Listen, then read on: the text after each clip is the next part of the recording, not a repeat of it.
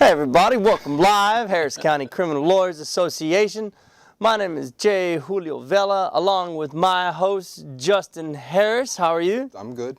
And with our special guest, the candidate for the Harris County District Attorney's Office, Todd Overstreet. Good Hello. evening.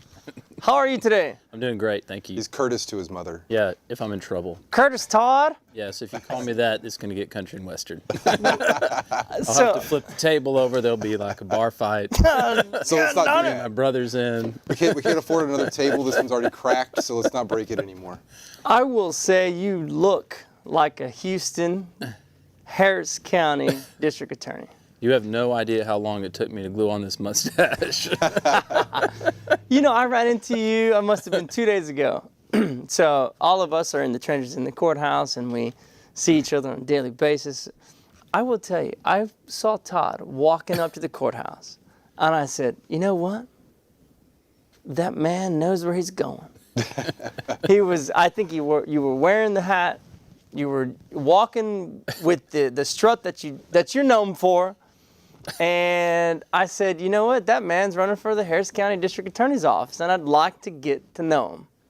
Well, my strut is because I had a full hip replacement, and it's hard for me to walk. Is that it? I want to ask, is it like from a gunfight, or is it like from some rodeo? No, it was rodeo horse stuff, but yeah, that's the strut. I'd like to change it into more of a casual walk, but it just kind of gets in its own way. I literally made up rodeo horse. Yeah. And that's actually what happened? I still team rope and rodeo. I grew up in Amarillo, and I ran track in college, and I had a really bad hip.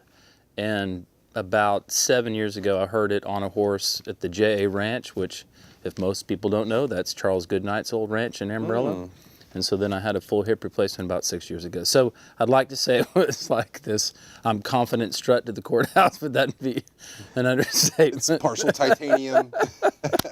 Let me ask you, you say, were you breaking horses or roping horses? Or roping? Well, I team rope and rodeo, so I'm a header where I rope the horns and then someone picks up the feet. So that's my side hustle. You ever ride with Sam Kamek? Well, I've never roped with him, but I know he's a roper and a very good one too. And speaking of Sam, he just had a big surgery. He's very successful. I hope he's doing the best. Me too. And so we know Gary Trichter is another cowboy lawyer. Yes, he is. You ever ride with him? Yes, we have. Oh yeah? Well, you know, he and I were law partners together. Oh, I didn't realize that. Yeah. I didn't know that. So that's a good segue. Tell us, bring us up to speed on. Okay, so I started out the DA's office with Johnny Holmes, I guess the original handlebar mustache guy. That's right. Yeah. I hope he likes my mustache. Who wouldn't, man? That is. So anyway, so I was at the DA's office with Holmes, and then Rosenthal took over, and then I went to the U.S. Attorney's office for about a year and a half. 9/11 happened, which turned the whole place into chaos. And then I had two kids kind of back to back. And Doug Murphy had started working for Trichter initially as an intern while he was in law school. And then I think Chris Samuelson and Gary working together. And then about that time, Chris left and Doug had gotten his law license and said, if you're ever interested in criminal defense, this might be the perfect place for you. And I looked into it, and next thing you know, I worked for them, and it was Trichter, Murphy, and Overstreet for 5 years-ish. I had no idea it was Trichter, Murphy, and Overstreet. Right. And now you're dating me. Right, I know. And then I left and started my own gig, and Trichter and Murph stayed together. But Doug and I grew up together, have known each other since the 3rd grade. He lived 2 alleys down from me in Amarillo, so we've known each other for almost 40 years. That's amazing. Right. And then Gary and I knew each other because I prosecuted his clients. And no offense, Gary, I hated you. But he taught me how to be a lawyer and a businessman. Great guy. So you started off, your first gig was at the Harris County District Attorney's office? Harris County DA's office, and was there for about 5, 6 years. So through the 5 or 6 Can years. we just ask real quick? Yeah. So it was you, Gary Trichter, Doug Murphy. Mm-hmm. You and Gary have the cowboy thing down pretty well. Doug's kind of like your city slicker. Right. Right, who also grew up in Amarillo. Yeah, I didn't really. I've I forgotten think that he's from Amarillo. I think he's the only kid from Amarillo that I ever knew that never caught a fish and never shot a deer. Yeah. Okay. I just want to clarify that. Now we can go back onto the real Right. streets. I heard Doug just bought a building. He did. So, and so when I first met Gary, he was a pilot. He wasn't a cowboy. And that's a whole nother funny story, maybe for another episode. Yeah. But then when he morphed into, I guess, the cowboy Buffalo Bill persona non grata, it was fun. Yeah. All right. So you were with the Harris County District Attorney for 5 or 6 years, you said? Correct. So on this current track, that would mean that you were probably division chief of the felony bureau. Well, back then, movement was different. It took forever just to become a misdemeanor 3 to a number 2. Right. It wasn't like the attrition that it is now. So when I left, I was the number 2 in the 174th. George Godwin was the judge. When I decided to leave, that was my position. Rosenthal, I don't know if this was through punishment or what, he made me the district court chief of a juvenile court and moved Beverly Milazzo back into the trial bureau. So when I technically left the office, I was a district court chief. What made you leave the office? Going to the feds. Right. Okay. So then you went to the AUSA. Mm-hmm. Who was So Mossbacher was the U.S. attorney, but the election had just happened, so he was kind of about to, I guess, get removed. And then I don't remember who they had. I think Greg Sears was the interim when I started. But there were so many old DAs there, from Ashley Chapman, a bunch of people that I'd known. Kelly Siegler was pretty instrumental in me looking into it because she knew so many people over there, Mark McIntyre, a bunch of old DAs that we had all prosecuted with. It was a great deal. That's amazing. Yeah. I never, because, I mean, I'm still a baby lawyer. I'm 10 years in. I mean, what are you in now? I'm over 20. Right, okay. So, and you say these names and you talk about these individuals that I've only heard stories of and seen through and seen, been talked about. Right. When you left the U.S. Attorney's Office, what made you leave and what made you go be a defense attorney at that point? So, 9/11 was a strain on anyone who was, especially a federal employee. I mean, I was in the gun/narcotics division. Abe Martinez was my chief, and then instantly they were trying to move people around because of 9/11. We formulated a terrorism task force, which in my opinion made no sense, since every terrorist at that point was on the run, but they wanted to do something. It was pretty chaotic, I'm not going to lie. And then also I just had another kid within about 13 months of one another, 14 months. And it was just the timing was right. And the gig was right. Sure. I mean, I don't know that I would have left but for Doug, who had been my lifelong friend, and then Gary, who I deeply respected and knew as an amazing lawyer, just said, come aboard. And then, of course, Samuelson had worked there. I think Rick DeToto had worked there. Sure. There's a couple other people that, had been there that I knew as a prosecutor that I liked. So it just seemed like and it was the perfect decision to make at the time. And so now you've been doing defense work for over a decade. Well, yeah, I would say close to 15, 16 years. If I went to law school because I can't do math, so I think it's roughly about that. I understand that. Amarillo, where'd you go to undergrad? I went to USC, Southern Cal, on a track, and I was technically on a football scholarship, but I really just ran track from Amarillo, which is quite a culture shock. What kind of, what'd you run? I ran the 800, the 4x4 relay, and the 1500. And you go there on scholarship? Yeah. That's pretty amazing. Yeah. So I got to tell a funny story. So Tell me. when I was on the 4x4 relay, I had Quincy Watts, who won the gold medal in Barcelona after he graduated. I had Curtis Conway, who played for the Bears, and then Travis Hanna, who played for the Oilers right before they transferred to Nashville, and then me. So my nickname was Just Don't bleep it up.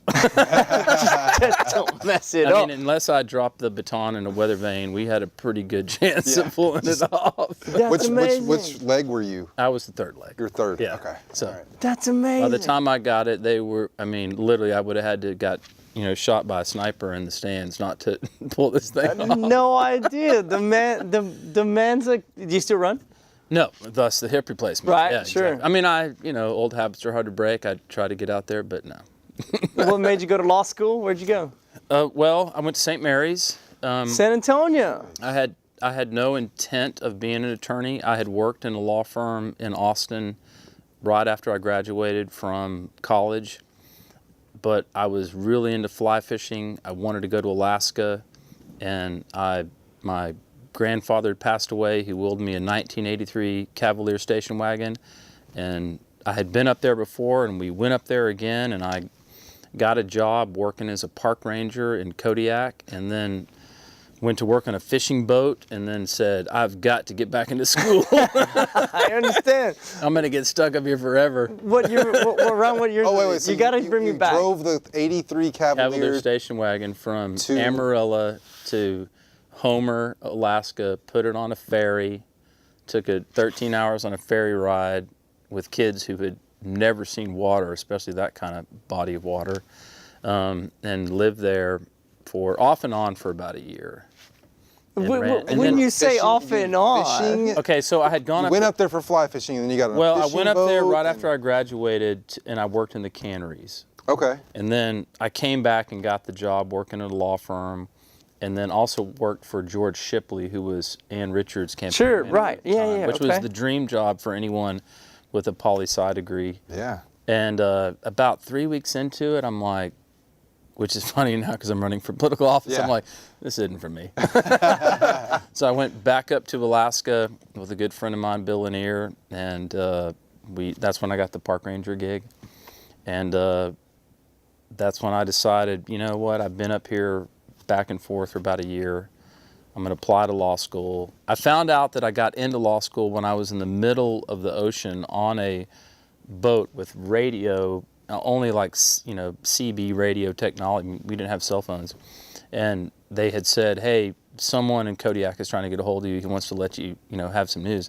So I radioed in, and it was my friend Bill Lanier who was there at some dispatch center and said, I've got some letters from law schools. Nice. Let me open them up. You want me to open them? I'm like, I was so miserable. I'm like, I don't know. Maybe you shouldn't open them right now. I may jump off this. Jump off the boat.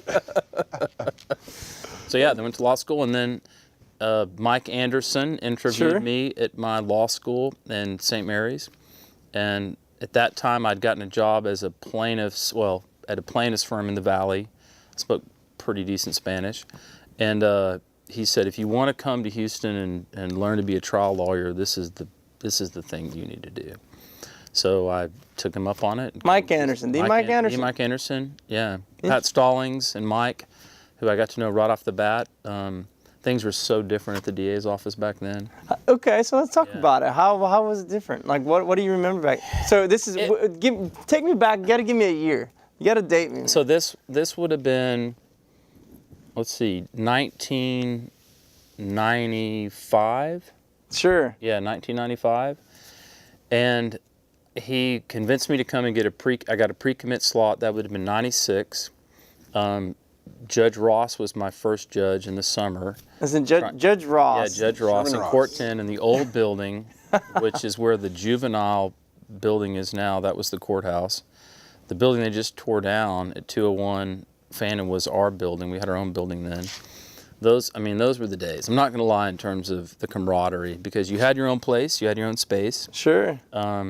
It was such an honor to be a DA, which is kind of a seg into why I'm kind of doing this. So when I went to baby prosecutor school, I knew nothing about like other counties, because you go to Austin, there's all these lawyers from all these counties. What is baby prosecutor school for the folks? We don't talk about that very much on Yeah, the show, so what is when that? you first sign on as a DA, they send you to a school about a couple of months into it. I'm assuming they still do that now. I don't know if they do They it or do. not. I hear about it. Yeah, so you go to Austin, and there's prosecutors from all over the state, or they might have some come in, kind of like when we go to TCDLA thing in San Antonio. where they have all these people come around and tell you how to prosecute cases, what to look for, from evidence to ethics to whatever. And it lasts about 2 or 3 days.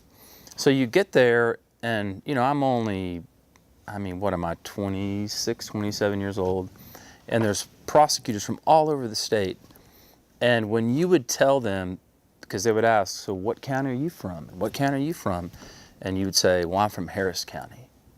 And it was like saying you were from like the biggest, most baddest law firm in the whole country. Because they were just like, whoa, kind of like, how did you get that job kind of thing. Sure. It had this mystique. Sure. And at that particular time, I wasn't expecting that because I took a job. That's all you knew, yeah. That's all I knew. And I was young and I was inexperienced and I was scared and nervous.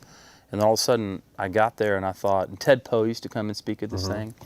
And I thought, whoa, this is like a big deal and a big responsibility. This isn't something to be taken lightly, because it seemed like every single person there would have killed to have that prosecutor job, if that makes sense.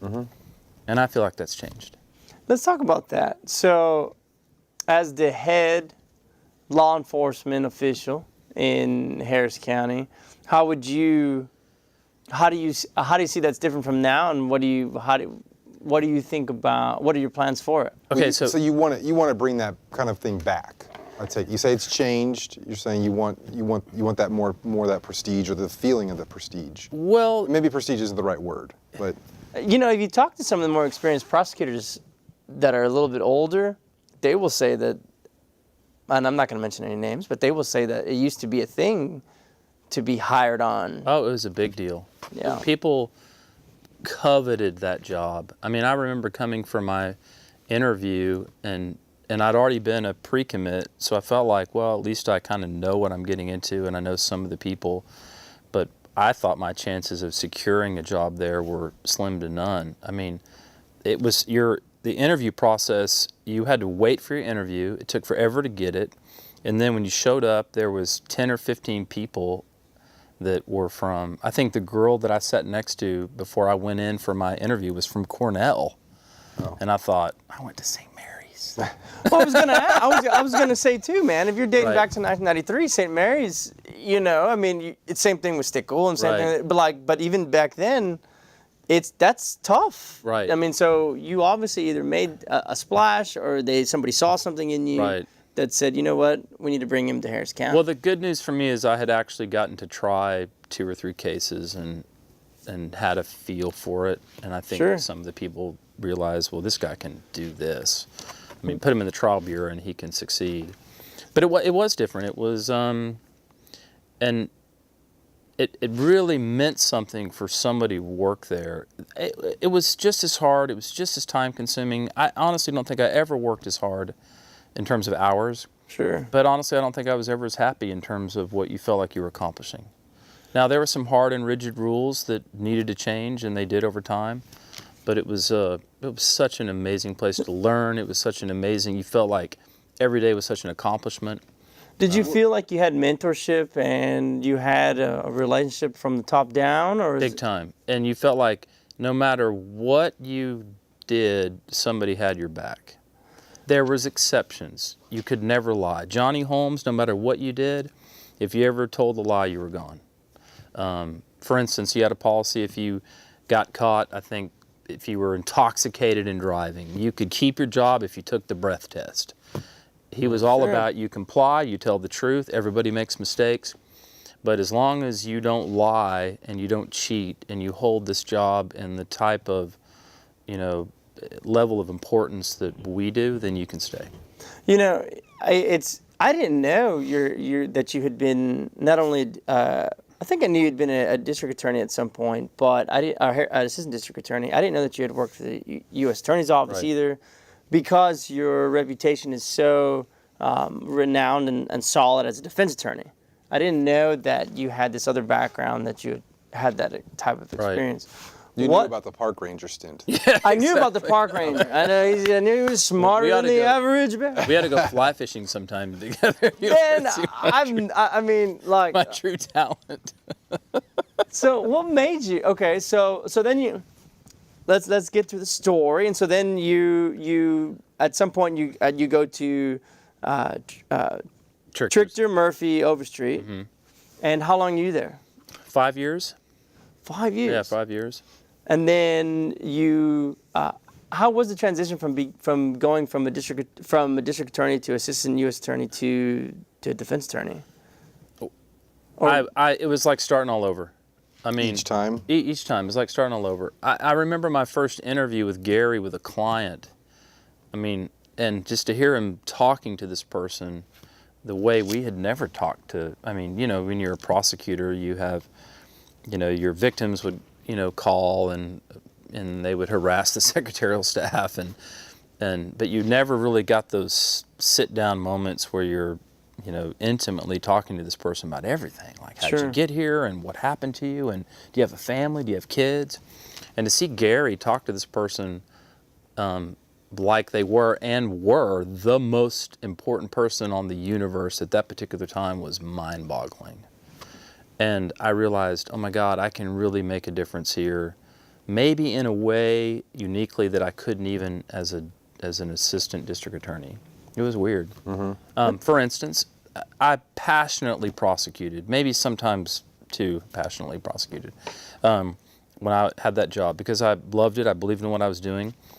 I think I had one or two ladies or victims, and I think they were both ladies, that I prosecuted. One, she had been, they attempted to murder her at the Whataburger at Richmond right there by 59. She was pulling in there getting something to eat, and these guys came up and they kidnapped her and they drove around all around town making her, you know, pull out money out of an ATM, and they took her in the field and shot her like 6 or 7 times, and she lived, and she literally dragged her body to some location, and somebody came to the door and rescued her, and I prosecuted the people that did that. And I think she was one of only 2 people that ever sent me like a thank you card. But when I became a defense attorney, next thing you know, I'm like, you know, in a wedding. I'm like, you know, they're at my home fixing my house, and we're going to barbecues. There was this whole nother level of, this person is like our family member. Well, and I that think was really cool. It also shows your reputation as a defense attorney in the defense community is oh, well, who's on the case? Right. Overstreet. Oh, okay. That's a good lawyer, solid lawyer. People trust him, families trust him to be professional, ethical, and just kick some butt in trial and in a courtroom. Well, and I think more importantly, they want you to care. They cares about They want you to care. people. Yes. For what you lack in certain aspects of your career developmentally, I mean, you're getting better every year. I mean, look at Dick DeGuerin. I mean, I would argue that he's in as much of his prime now as he was, you know, because he's got that, you know, that many more years behind him. And I think people understand that, but they want to know you care. Sure. They want you to see that you actually are, you know, have just more than money, but sweat equity into this thing. I think that's a massive factor. I don't think I agree, at least within the community. You can't fake that. No, you can't. Yeah, you can't fake the sweat equity. Right. I mean, you can't. Right. So let's talk about that. So why are you running? What made you run, man? You're at the top of your game. You're a phenomenal lawyer. You're well respected. Why all of a sudden you're going to say, you know what, it's time to be district attorney? Have you run before? Never. I've never run for class president or class clown. Nothing. Zero. Zip. Except the 800. Except one time. Yeah, except for the 800. I was the chaplain in my fraternity, and if you knew me real well personally, that's pretty much a funny thing. Well, what fraternity were you in? A Phi Delta. Phi Delta. Yeah. Nice, Really? nice. Yeah. So what? So you decide. I will say there was some rumors that you were going to run in the community, but it wasn't like that. Oh, you were set up to run. Like this wasn't something that you had been building and working towards. It's just something. Oh, he might be running, and okay. Well, that part's true. Well, I mean, so tell me about it. Well, what was your decision process on it? So I didn't want to run necessarily. I like what I do. I enjoy what I do. I wasn't looking for a new thing. But I just saw what was happening, and then a couple of people had talked to me. I don't want to tell you who those people are. And said, are you interested? And I said, heck no. And they asked me again. I said, hell no. And then it went on, and finally I just thought deeply, well, this place meant something to me. It still means something to me. And even though we're defense attorneys, that's such a family dynamic there. I mean, we see these people every day. We trust them to do their job in order for us to do our job. We expect a level of consistency, efficiency, and beyond the ethical aspect of the prosecution. If they're better, we're better. Sure. Yeah, absolutely. I believe that. And I think that's what's been lost in translation. And I don't know if that's because of the politics at play, because I'm not a politician. I don't even really know where I fit schematically and all that. I know I'm not a Republican. I know there's things that I deeply care about that the Democratic Party represents, particularly environmental things. But I'm probably more of a centrist. I think there's some common sense things you can do to make everybody's job and roles go more efficiently, including the defense bar. I don't think you should have to go through 900 layers to get an answer when you can get, if you have prosecutors that are trained and aren't afraid of their own shadow. And that's one of the big differences back then. Sure. Johnny Holmes let us, for better or for worse, sometimes worse, practice law. And we fell all over each other, made mistakes left and right. But as long as, again, we did the little things we were supposed to, like call the victims, do our RIP calls, do our work, if we failed, he had our back. And that's how we became good lawyers. Sure. We weren't afraid to fail. And we failed a lot. Sure. We did. What did failure look like then? You would lose a trial. You would get beat up by a good lawyer. Back then, I felt like it was a little bit different in terms of even the camaraderie with the defense bar, because they knew that we were trying our hardest to do our jobs, but at the same time, we're doing them ethically and honestly. I don't think they distrusted us in terms of course, it was different. We didn't have, the portal and the discovery stuff. They had to come and look at the file. There were stories about lawyers that didn't comply with ethical rules and hide stuff, but I felt like Holmes punished them. I think you were more afraid to do that than you were, at least in my opinion, than get in court, try a case, and fail. I felt like the number one thing I never wanted to do is let down the integrity of the office. Sure. And if that meant I lost, then it meant I lost. We're at the halfway mark, 713-807-1794, here with Justin Harris and our special guest, Harris County candidate for the district attorney, Todd Overstreet. Give us a call, 713-807-1794 if you have some questions. Where else have you been on this campaign cycle so far where the general public, has just been able to call and ask you a question that they have? Not once. I spoke at the Harris County Bail Bondsman's Luncheon that John Burns invited me to, and then I was interviewed by the ACLU about 2 weeks ago. All the candidates were. At least on the but now, right now, for the next 30 minutes, you can call in and ask any question. This will be the first time ever. All right. This is a good old-fashioned organic, raw Texas showdown. Yeah. Look, and so I think it's amazing that we have you on the show, and I think that at least from the insider community, you are the one everybody likes, the one everybody knows, the one everybody is the inside horse. Okay. Unless you work for the current DA, then. Well, even within the current DA, because I don't think the morale within the current DA's office is very good. Don't forget, we're going to invite Kim Ogg. We're going to invite Kim Ogg. I've already reached out to Audia Jones' crew. We're going to have other individuals. We're going to have them on for sure.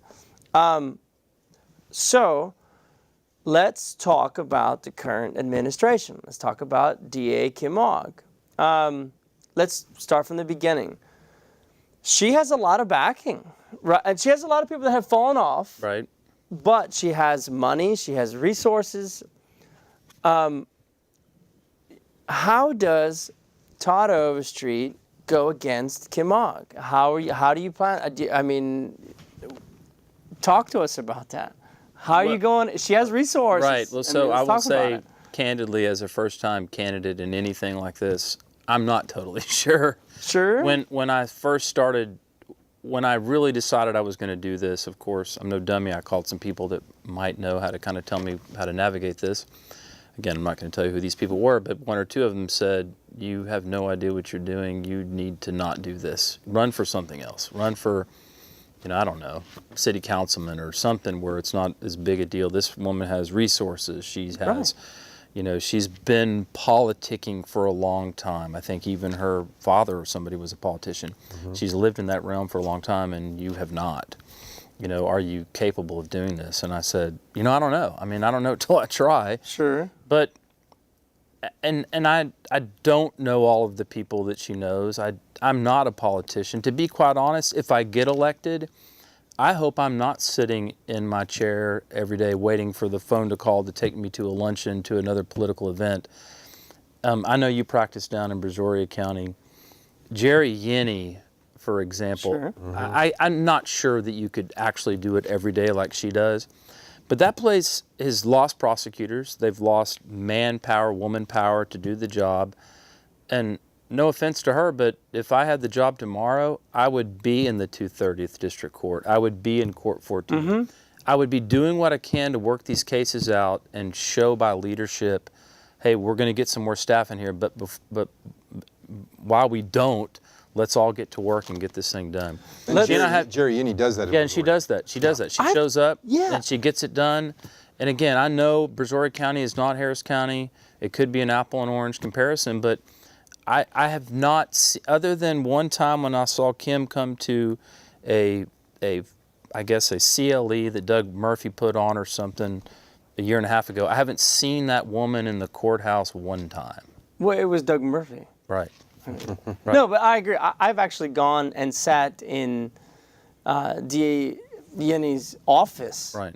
for a case, Right. which was phenomenal Right. to me. I was like, can I speak to the district attorney? Yeah, sure, come on in. And I scheduled it. We were there, and we worked it out. It was phenomenal. Right. So I don't think I can out-politic her because I don't have those skills. But I can outwork her, and I can be a better leader. Let's talk about your ideas Right. as being a leader. Right. Okay, so let's talk about how DA Kim Mogg runs her docket. What are your thoughts on how they run their docket? We can ask that. I'm just curious if you got like a list of 3 or 5 things that first day you would change. Yeah, I do. Are you going to share any of those with us? I will. All right. Well, first of all, misdemeanor. I think in a lot of ways that whole thing needs an airstrike. Okay. Because there's so many simplistic ways to handle that just are just, to me, common sense. Pretrial diversion. If you go to other counties, y'all do, you go to practice in other counties, this numerical value, for instance, DWI, PTI, if a person has no priors, they have a family support group, they all in all are a good person, they just had a bad night, what difference does it make if they're 1-2 or 2-2? Right? It's just, I mean, there's so many other factors that go into a person's breath or blood alcohol content that has nothing to do with their damn character. Right. Just give them a PTI. Why do we have to have a secondary appellate process over an arbitrary number that the legislature picked out of a hat and just on bond conditions, and make that the line in the sand over whether you're instantly qualified or not? Right. What a drain on resources. I mean, you go to other counties, that's not the case. Just get it done. If all things otherwise are equal, then let's just move it along. It helps all of us, okay? If you're going to have a PTI program, okay? Bonds. This whole thing, this whole bond nightmare that we're all living in now, all of us, even as defense attorneys, we all have clients that don't even want pretrial bonds. You know, that like, why I'm on a pretrial bond? My wife is on her way down to the station, I don't down even to the bonding company to pay the bond. Right. I don't even. And then I just recently was I guess by proxy through my daughter, a crime victim, where my daughter started her first day at school, high school. She went to cross-country practice at Spots Park, her and some other kids. While they were there was a predator there watching them. He watched the cars they went to. He broke into all their cars. He stole all their stuff. These 6 or 7 girls started their first day of high school with no clothes, no shoes, no books, no computers, no nothing, in tears. So, of course, I'm a lawyer in the criminal courthouse. I want to know who the hell did this. So I find this person's name, look it up, get in touch with the officer. This guy had 7 felony arrests. 7 felony arrests. I think 3 or 4 were actually felony convictions. He got a $100 bond and mocked the police officer who told me this later, that don't worry, I'll be out tomorrow before you finish your report. You know what? He was right. He was right. So where is the common sense on all that? That can be fixed, okay, with leadership. Granted, she's not setting bonds, judges are, okay? And there's kind of this egg in the face, backlash thing going on now where now, clients who make bond show up to the court after, going before the magistrate, show up to court, and we have to worry whether their bonds are going to be raised or they're not going to have the bond. I mean, that makes no sense. But Kim Ogg, currently, from what I understand from talking to higher-ups in the law enforcement community, HPD, Sheriff's Department, they can't sit in the same room together without getting in a walkout fight, like a bunch of 12-year-olds at the playground. The DA's office. The DA's office and law enforcement. Wow. How, as you mentioned earlier, you are one of the chief law enforcement officials for the third or fourth largest city in America. How in the hell do you not have a relationship, a positive one, a working one, even if you don't love each other and aren't best friends, with HPD chief, the sheriff, the head sheriff of our county, and all the other chiefs of police in this community? Right. How's that possible? That's what needs to change. Especially, and you find it in the news to be there. It's not only not positive; it's actually antagonistic. Exactly. Right. It's actually a clash between who are supposed to be the top law enforcement officials in the county. Right. And if you want to effectuate change, if you think, for instance, you're worried about civil rights being violated in particular communities, or you think maybe with the marijuana enforcement things should change, how is that ever going to work if you're not sitting in the same room together? Right. Well, let's talk about It can't work. Yeah. It's impossible. It's going to work by virtue of a story you might hear in the news about one another? That just creates more of a battlefield. Let's talk about the presence and the opinion with the district attorney's office or law enforcement in general and the community. How do you see Kim Ogg's relationship with the community at large, and why? And what do you want your relationship with the community to be? And how do you do that? Yeah. Well, so I think, like, for instance, what's happening right now with some of the folks in the police unions, Joe Grimaldi. Sure. Is a perfect example. He's so frustrated by what he perceives to be an out front attack on victims' rights, okay? By what he perceives to be as a lack of leadership in our community as it pertains to law enforcement. His perception, and I think he's right, if you're the district attorney, you're supposed to enforce the laws of the county and the state and the United States, and you're supposed to seek justice. That doesn't mean you're a legislator, and that doesn't mean you're a defense attorney, okay? It's a role that you play, and you're supposed to be fair and equitable, and seeking justice doesn't always mean seeking convictions, but sometimes it does. And sometimes there's a bad person or people that need to be prosecuted, and the community needs to see, again, back to the care factor as a defense attorney, this person cares. They're working their ASS off because they care about my community that I live in. And so when someone like a Joe Grimaldi feels like that person who's in charge of that position, like Kim Ogg, the DA, isn't doing their job, then he's making it known. Now, we live in this world of social media. You put it on Facebook, you put it on, whatever you're going to do. That's not necessarily a world I live in, but the way I think you fix that is whatever's done in the past is in the past. You bring those relationships back together and you start working together with them, because that's the only way you're going to get them to change. If you think there's something that HPD is doing wrong, then you show up in their office every day and talk to them about it. Or you invite them to your office and you fix it, okay? This divided house is just going to fall, and that's what's happening. Well, let's talk about the culture within the district attorney's office currently. What's your vision of it?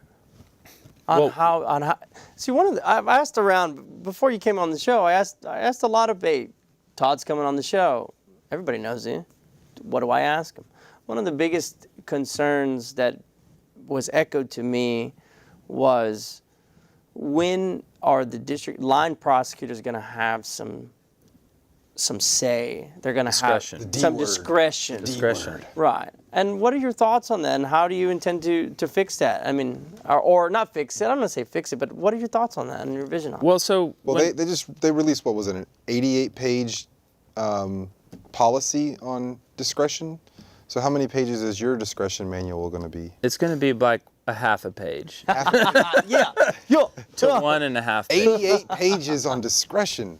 I don't know that if I added up all the pages I read in law school, it's 88 pages. I want to make sure I'm clear on that. No, that's absurd. That's absurd. Yeah, absolutely. Because what that is, that's not discretion.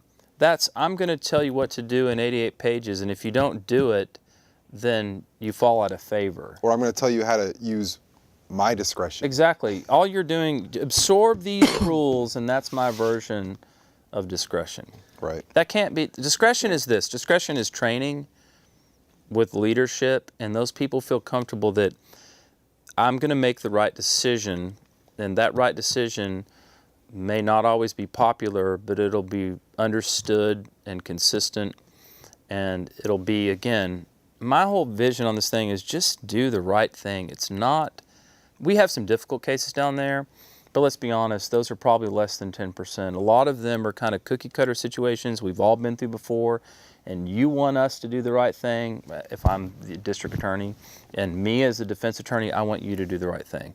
We almost agree on 95% of the things that need to go down. But if they don't have the confidence level to make that call, and their only outlet is an 88-page diatribe, come on. Right. What are your thoughts then on, and I think it's a problem, maybe you don't think it's a problem, but the amount of cases that are filed or not being filed, in my opinion, there's a lot of worthless cases out that are going on out there, and they are clogging up the docket system. Nobody can make a decision.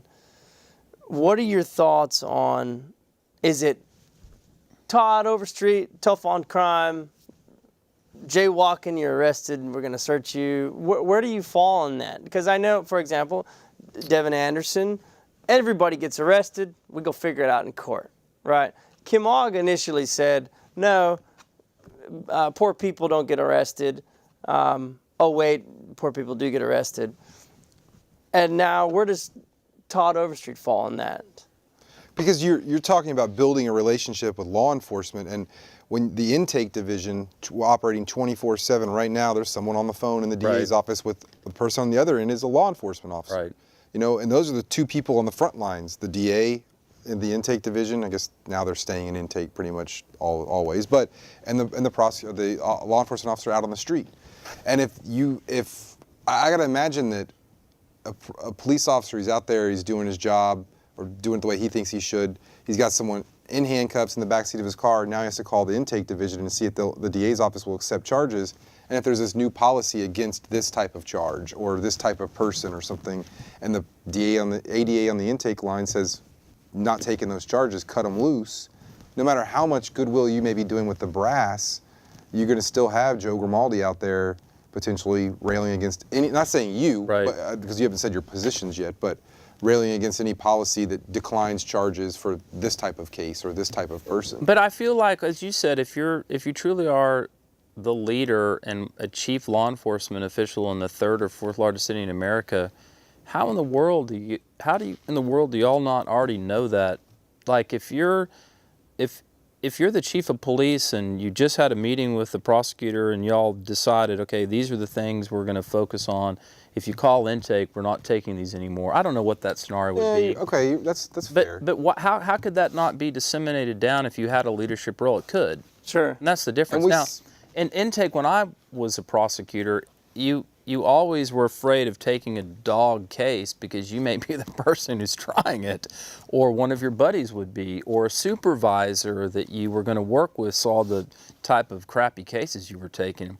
There was a different level of accountability. Now when you've got just kind of staff member people that are never going to show up in court and don't have any accountability on whether they take it and it's dog or not, that needs to change. Well, I think it goes back. Don't you think? I mean, if you don't have any money in the game, and you're taking charges and you know you're never going to have to show up in court to actually handle that case. Or you don't see how the judges are reacting. Exactly. You don't see how things are actually going down in court. Right. Because that's the names on who are taking the charges on the cases are names that I'm familiar with the people, but I forgot that they were in the DA's office because I haven't seen them since they took that job. They've been holed up with Jim Leitner doing it. Right. And I remember there were a couple of times, I want to say this guy's name, but I won't.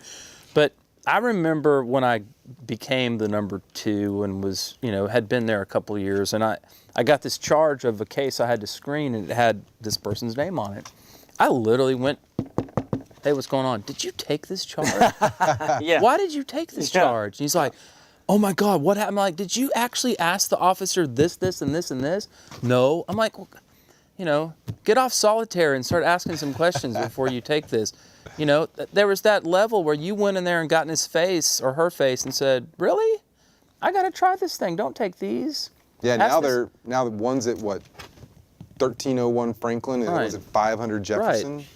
They're not even in the same. Yeah, I don't know if and maybe they do that, maybe they don't. I haven't heard anything like that, but that was a real. If you took a case like that, you were accountable to it because your name was on it, and you might be in court, or somebody in court might come to you and say, "What are you doing? What are you?" Yeah. Can I hijack just a second? Yeah, hijack. So because we're under 10 minutes, so I want to use, if I can, your daughter's. And I'm sorry that happened to your daughter and her friends. That was recent, right? Correct. But I want to use that as an example. So the person who's accused of the burglaries of the motor vehicles, and those are Class A misdemeanors, has extensive criminal history. You said felony criminal history. Bond was set at 100, and maybe you got a PR bond or a general order bond or something. And you sound like you disagree with that. Absolutely. Based on the current charge, his history, both? Well, both. I mean, so then what should the bond amount have been for the 6 BMVs or the whatever he got charged with? Yeah, he basically committed, well, there's more of a twist to the story. He committed 3 burglaries of a motor vehicle, but they only took theft charges on him because the prosecutor at intake said, how do we know he's the person who did it? Can't put him in the car. He was found in a car with all of the stuff in his car with him and the instrumentalities of what he used to break into the car with him, but they wouldn't take BMV. That's a whole nother issue. But sure. It seemed to me that what he had been into in the past, what he had done in terms of the property damage, was more than $100 bond.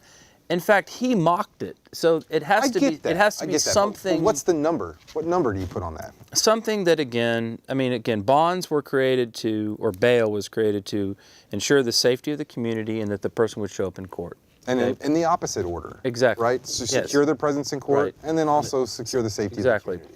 And I'm not in favor of a bond schematic that only takes one in consideration and not the other. I agree with that. So here's my sort of feelings. This is not, the show's not about me, the show's about you. But I feel like this country was founded on the default for humans being freedom. And if you want to overcome that default, you have to go through a process that we call due process. Right? And I would not be a good person to judge a situation where me or especially a loved one was a victim. And I know you're not necessarily proposing that, but I don't know a monetary amount until that guy's proven guilty, till the evidence is brought into court, deemed admissible and entered against him, and then a fact finder decides, yeah, that's enough evidence to prove your guilt. I don't know what we're supposed to do, because if you raise that bond up to an amount that makes it harder for him to post it or makes it impossible for him to post it, then I think we're violating like our foundation of our country, which is and I agree he with should that. be out free. Right. And so I don't know the balance. I don't know what to do, and I feel like. Did you see that argument between Joanne Music and Judge Jordan on Facebook? No. They were going at it. So Jordan was saying, District Attorney's Office, you are backlogging our courts. None of your prosecutors are ever ready. I'm paraphrasing, Judge. It's on Facebook, so everybody can watch it. And Joanne Music was responding, saying her counter arguments regarding bail and Constitution.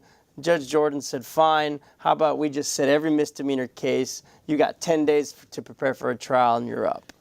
Okay, and so how do you plan to, with the limited resources that the district attorneys have, and the massive amounts of cases that are being filed, to balance that and still dispense proper justice? He hijacked my hijacking, just so we can all see that. In terms of the bond issue, Sure, yes. well, he's right. Look, all these numbers are arbitrary. I mean, I pulled the current, I guess, 2017 bail bond schedule, and you wonder, where do they come up with that number, and why is that this number, and what difference does it make? I mean, if it's, there's such a fine line in certain instances between something that's a state jail and a third. It could be the amount of a drug or narcotic or some little factor that somebody, threw in there at the last minute. Thousandth of a gram. Exactly. It can make a difference, and all of a sudden it's a $10,000 or $5,000 variance.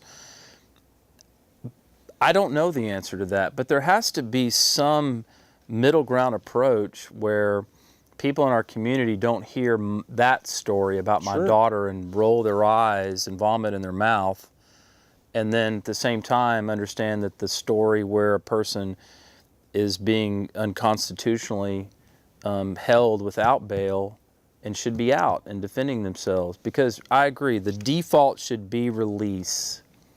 I mean, if it's between one or the other, I would much rather have people being released and you're struggling with it than people that are being incarcerated wrongfully. It's kind of like the question you ask when you're doing jury selection. What makes you more sick to your stomach? Somebody that got away with a crime they committed, or somebody that was convicted of a crime that they didn't do? Right. If you don't say the last one, something's wrong with you, in my opinion. I agree. As a human being. Right. I saw a bumper sticker, and it was the driver actually had it on his driver's window. It wasn't even on the bumper, and it stuck with me. It had a picture of like an M4 assault rifle above the phrase, but the phrase was something like, "Give me, I'll take." I've seen it. Dangerous freedom over safe dictatorship any day. Right. And I agree with that. And it makes me think of Mark Bennett every time I think of that. Like freedom and democracy is ugly, it's dirty, it's dangerous at times. I don't like the gun imagery with it. I think that, but we can talk about the guns like we like to do a lot another time. But that's kind of what freedom and democracy means, is that, it's going to kind of be messy and dirty and uncomfortable. Like freedom of speech means you don't have a right to not be offended, right? Right. And I don't know the answer. I'm not running for office, so I get to sit here and ask the questions. Well, and then like in misdemeanor docket, when they call the docket, and we've seen it, and maybe only half of the people that were supposed to show up showed up. I mean, and then all of a sudden they get FTA warrants, and then is that the? I mean, but again, I think people that sit in the same room and talk about these things, understanding their level of importance in our community of working together, can solve these things. This is why one of the reasons why we really feel strongly about this show is that Well, we need to talk about stuff. You got 3 minutes, Todd. What are you telling the people? You got 3 minutes, man. I'm not a politician. I don't want to be a politician. I think I'm the best person for the job. I have the best temperament.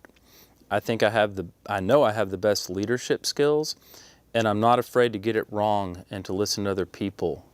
Part of my leadership skill will be, you need to learn sometimes by your mistakes, but we all have a vested interest in this community, and if we all work together, everybody's better for it. The defense bar is better for it. Law enforcement is better for it. I know a lot of people ask me, well, you seem like you're going back into the old days of certain... No, there is some nostalgia attached to what we talked about earlier, but there were things that were going on there that were just totally wrong. And even as a prosecutor and as a defense attorney, I watched judge after judge after judge and prosecutor do things that by my silence I was complicit in it, and I haven't forgotten that. And I haven't forgotten the role of the changes that needed to be made. But we can fix what's happening now with some common sense approaches to this. And it needs to be done now. It's only getting worse, and some of the ideas that I'm hearing about trying to change it aren't really changed. They're just trying to make it more complicated. What do you think's the biggest task that's in front of the next elected Harris County District Attorney's Well, officer? whoever takes this job, it's going to be like inheriting the current day Miami Dolphins. It's going to be really difficult to fix. I forgot about those guys. Yeah, so this isn't going to be a year deal. I mean, there's some things, I mean, hell, there may not be anybody left to fire by the time I get there. There's so many people leaving.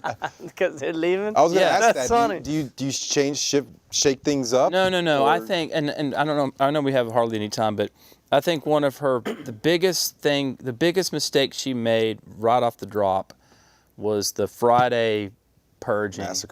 Massacre, the December 16th massacre or whatever. Some of those people probably would have quit anyway, but you cut 10% of your office staff, and some of those people were the only people that really knew what to do, and you didn't at least talk to them and learn from them and try to see if they could work within your model, and you just did it for political expediency. It was just foolhardy, and that ain't going to happen with me. Whoever's working there now will be working there January 1 until I sit down there and talk to them and figure out where do you fit in here, and maybe you don't, but I'm going to give you a chance to tell me why you need to stay, and maybe you're right. Right. Do you have any, what's the legacy of Todd Overstreet? Of leaving, when you're elected and you retire or whatever, what's the legacy? Well, I hope What it's a one-off. I hope I come in there and fix it, and everything is perfect, and somebody smarter than me takes it over, and I get back to being a weirdo cowboy and roping and practicing law. You got With some fly fishing in there, right? And mixing in some fly fishing. All right, good. the man was walking up to the courthouse like he was about to just clean it up. Yeah, somebody said to me, serious. "You look like you're here to fix something." He looked I'm like you're here to fix something. Yeah. I think I was with Just so happens I am. you. Just so happens I Well, thank am. y'all for letting me come out here. This is pretty cool. Yeah. Will you come back again? as things Absolutely. Get heated up a little yeah, more? absolutely. Okay. It's Yeah. wonderful. How many? So just as we finish up, when do we vote? Well, in March is the primary. We don't officially get on the ballot until November the 9th, I think until December the 10th or 9th, like a month, where you get to finally be on the ballot and declare, which I'm looking forward to.